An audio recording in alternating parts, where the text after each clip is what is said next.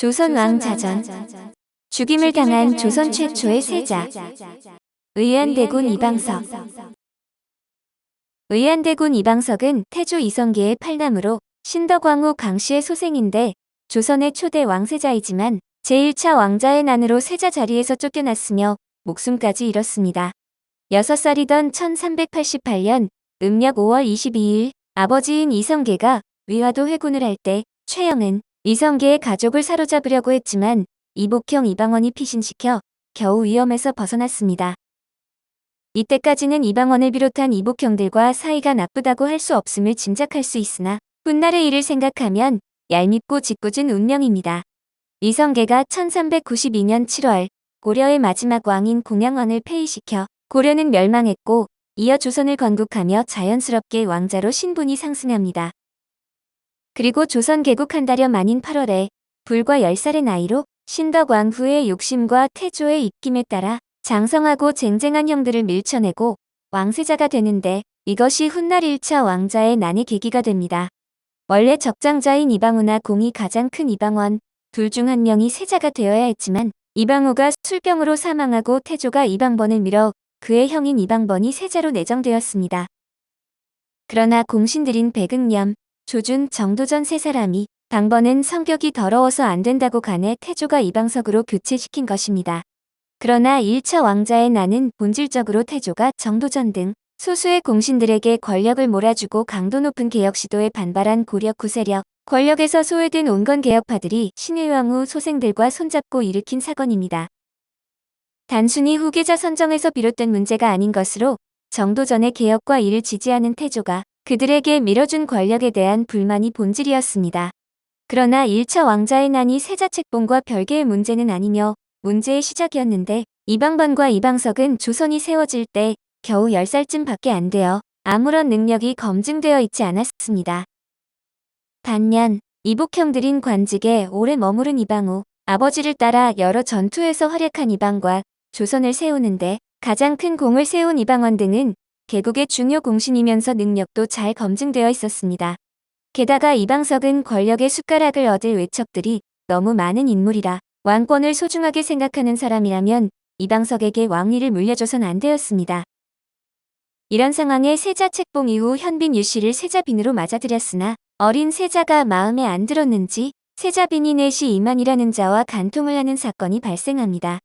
이게 밝혀져 이만은 참수되고 유씨는 폐출되는 일이 발생했고 이후 1394년 심효생의 딸 현빈, 심씨를 다시 세자빈으로 맞아들이게 되었으며 15세의 아들을 낳게 됩니다.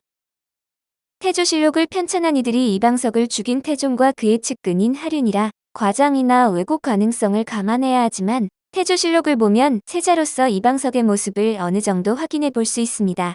또한 이방석은 어느 정도 성장한 이후에도 세자로서 정무 경험을 쌓아올린 흔적도 보이지 않고 오히려 장군들과 궁 밖에 나가 남의 집 가축을 쏴 죽이거나 궁 안에 창기를 들였습니다. 공부를 싫어하고 놀기만 하려고 해서 태조가 친히 놀지 못하도록 하라고 이르는 등 여러모로 말썽을 일으켰는데 어린 나이이지만 태조와 정도전 일파가 집중 관리해준 세자로서는 여러모로 부족해 보입니다.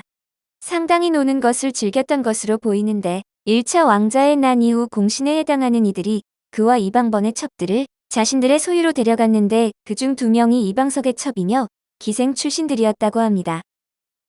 게다가 대장군 남지와 신덕왕후의 친척이자 장군인 강혜신 등을 따라 말을 타고 궐 밖을 나가기도 했는데 민가의 염소와 오리 등을 쏴 죽이는 사고를 쳐서 탄핵을 받기도 했다고 합니다.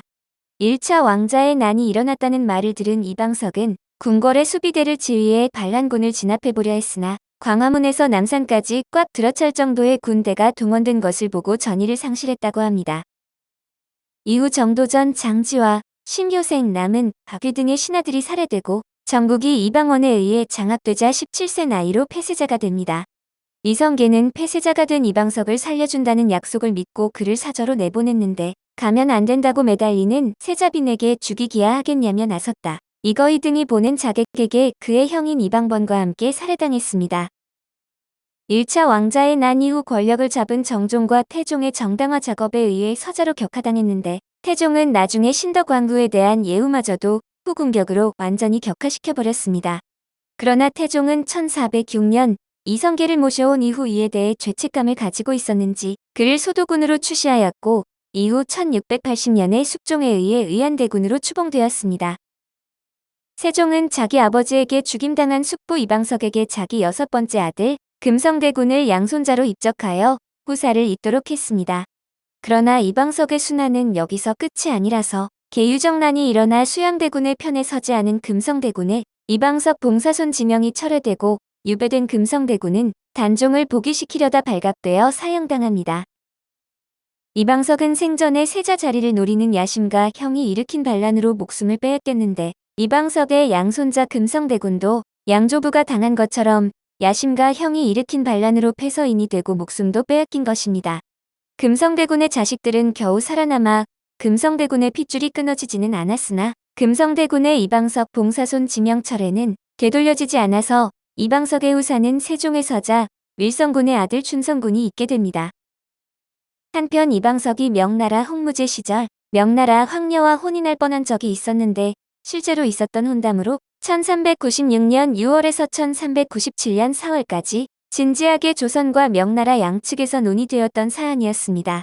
만약 성사되었다면 이방석의 세자빈이 명나라 황녀가 되었을지도 모르는 일이었는데 조선 왕조실록의 기록을 보면 주원장이 먼저 이성계에게 사돈관계를 맺자고 주장했던 것으로 보입니다.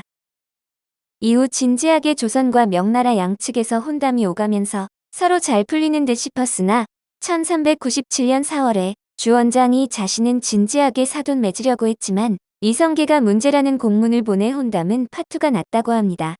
추측하면 주원장은 혼례까지 할 정도면 이성계가 반항하지 않을 것이라 생각했고 이성계는 혼례를 하게 된다면 요동 정도는 지참금으로 받을 수 있을 것으로 생각했을 것으로 보입니다. 결국 서로 정반대로 오해하는 바람에 파투가 난 것으로 추정되는데 이렇게 혼담이 파투나자마자 조선에서는 1397년 6월부터 요동정벌에 대한 논의를 본격화했습니다. 실제로 이 국혼이 성사되었다면 이후 역사는 상당히 바뀌었을 가능성도 있는데 주원장이 1398년 붕어한 이후 8월에 일어난 정난의 변과 역시 8월에 발생한 1차 왕자의 난에서 조선의 입장이 미묘해지기 때문입니다. 처갓집이 명나라 황실인 만큼 세자 이방석이 안고 있었던 막내라는 점과 후처의 아들이란 약점을 상쇄하고 위상이 엄청나게 높아졌을 것입니다. 이방석을 대상으로 한 반정은 곧 황제의 사위를 치는 것과 다름없으니 명나라와 척질 각오를 하지 않는 이상 1차 왕자의 난은 불가능해질 가능성이 매우 높습니다. 반면 명나라 황실이랑 가까워진 상태라면 정난의 변에서는 조선이 건문제의 편을 들 수밖에 없게 됩니다. 주원장도 말년에 번왕들이 할거하는 김새를 눈치채지 못한 것도 아니니 조선과 결혼 동맹을 했다면 당연히 건문제와 가까운 혈연으로 맺어졌을 것으로 정난의 변에 조선이 개입을 할 수밖에 없었을 것입니다. 그리고 만약 원래 역사대로 영락제가 승리한다면 조명관계는 상당히 불편해질 것으로 보이며 건국 직후 불안했던 조선 초기의 정국이 더욱 복잡해질 가능성이 있습니다. 정부인은 현빈 유씨이지만 내시와 간통으로 패출되었고 계부인은 부성군 심유생의 딸인 사만국대 부인 현빈 심씨입니다. 심씨와의 사이에 아들이 1398년 태어났다는 기록이 있지만 이후 기록이 없어 조조를 한 것으로 보이며 봉사손은 밀성군의 차남인 춘성군 이당입니다. 의안대군이라는 이름으로 알려진 인물이지만 생전에 의안대군으로 불린 적은 없는데 군으로 격화된 이방석은 사망하고 271년이 지나서 현종이 신덕왕후를 복권시키자 비로소 종묘의 위패가 모셔졌습니다.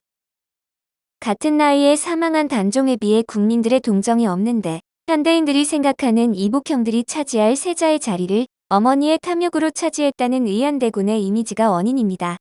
태종 11년에 장흥부사에서 해임된 김기가 신문고를 울리더니 무인정사 당시 15명을 이끌고 의안대군을 사사한 공이 있다며 자신을 원종공신으로 인정해달라고 청원했습니다. 그러나 태종은 김기를 사적으로 알지도 못하고 의안대군을 살해하라고 명령한 적도 없다며 김기를 투옥하고 국문을 주도해 자작극이라는 자백을 받아냈습니다. 김기에게 곤장을 때리고 유배를 보낸 태종은 무인정사 당시 김기의 상관인 첨총재 차진남과 대우군 전웅을 불러 김기가 당시 맡은 직책을 물어보지만 차진남과 전웅은 김기의 직책이 기억나지 않는다고 답했습니다. 김기가 관직에서 해임당한 후 생활고를 이유로 일으킨 해프닝에 가깝지만 실제로 의안대군의 사살을 지시받고 수행했는데 사건을 덮어두고 싶은 태종에게 버림받았을 가능성도 배제할 수는 없습니다. 죽을 당시 청소년이었고 자식까지 봤지만 대부분 드라마에서 초등학생이나 중학생 정도 연령대의 아역 배우들이 맡아 어린아이 이미지가 강합니다. 1996년 KBS 용의 눈물에서는 양희석이, 2014년 KBS 정도전에서는 박준목이, 2015년 SBS 육룡이 나르샤에서는 정윤석이 연기를 했습니다. 2019년 JTBC 나의 나라에서는 아역을 김민호가, 10대 시절을 이효재가 연기했으며 2021년 KBS 태종 이방원에서는 아역을 장재하가, 10대 시절을 김진성이 연기했습니다. 오늘 조선왕자전은 죽임을 당한 조선 최초의 세자 의안대군 이방석이었습니다.